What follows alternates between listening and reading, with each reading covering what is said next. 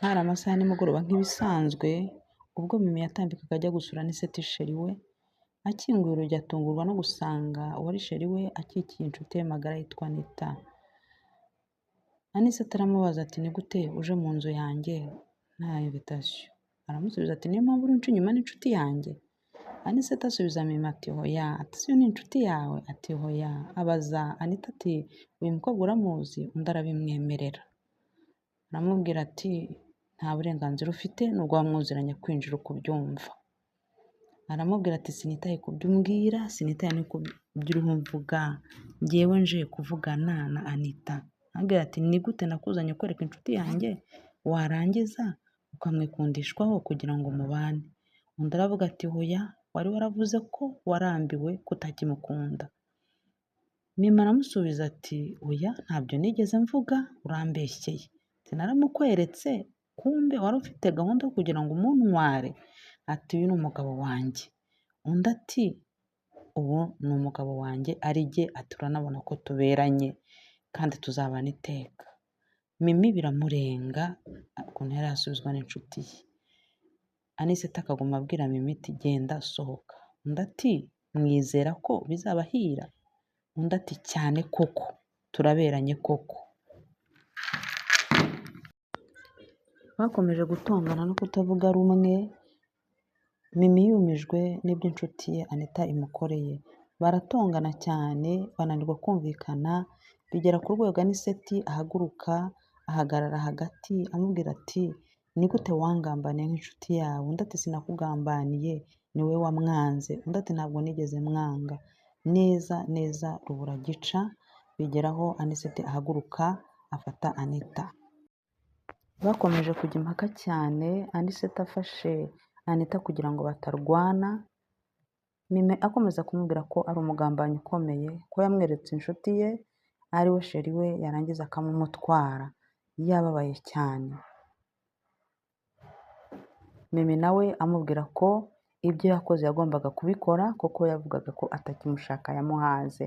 Anicet nawe yari ku ruhande rwa Anita, ariho yirukana Mimi.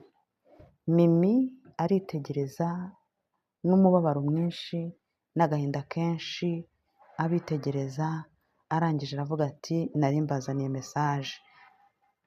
Biragaragara ko muberanye, biragaragara ko mukundanye, nari mbazaniye mesaje, nari mbazaniye inkuru nziza yabashimisha, muri uyu mwanya ndumva ari inkuru nziza. Bamaze umwanya munini batongana mu buryo budasanzwe, Mimi atunguwe cyane n'ibyo akorewe na Anicet ndetse n'uwitaga inshuti ye magara Anita. Ababwira ati ibyo mukoze bizabagaruka, mutekereje ko ari jye muhimye ariko urundi ruhande namwe murihimye. Abwira Anita ababaye cyane ati koko umbere umugambanyi, naragukunze nkakwereka inshuti yanjye, nawe ungambanire? Anicet akomeza yiyaka ndetse yiyama Mimi avuga ati ntabwo nkigushaka, ubu ngubu nshaka ni Anita, niwe dukwiranye, niwe tuberanye.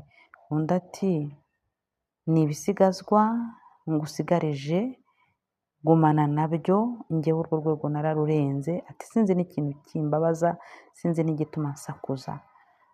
Anita akavuga ati ntacyo bitwaye, ibyo bisigazwa ndabigumana.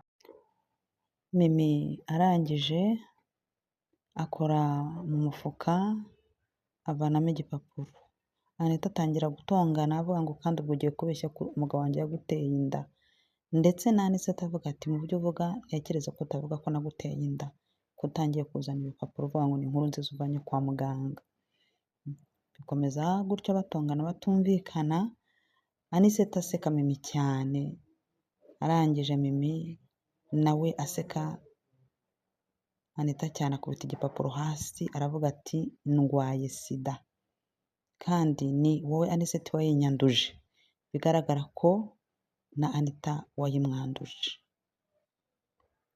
Anicet atongana na Mimi cyane, Mimi amubwira ati ibyo wakoze urabizi, nyifite kuko wayinzaniye. Ati nawe Anita ibihembo bikwiranye n'ibyo wakoze, ubwo nawe gumana iyo sida. Anita biramurenga atangira kwiyama Anicet kuko yaragize ubwoba cyane bw'inkuru yumvise. Mimi arangije arasohoka akingura urugi aseka cyane avuga ati jyewe ngiye kwiyitaho namwe nimusigarane na sida yanyu. Birangira Anita na Aniseti basigaranye mu nzu.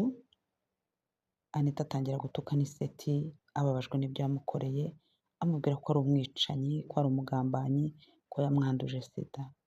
Birangira Aniseti amwiyamye avuga ati yego, niyo mpamvu ntagendana n'abantu bameze nk'amwe baciriritse. Inkuru irangirira aho na Anita asohotse.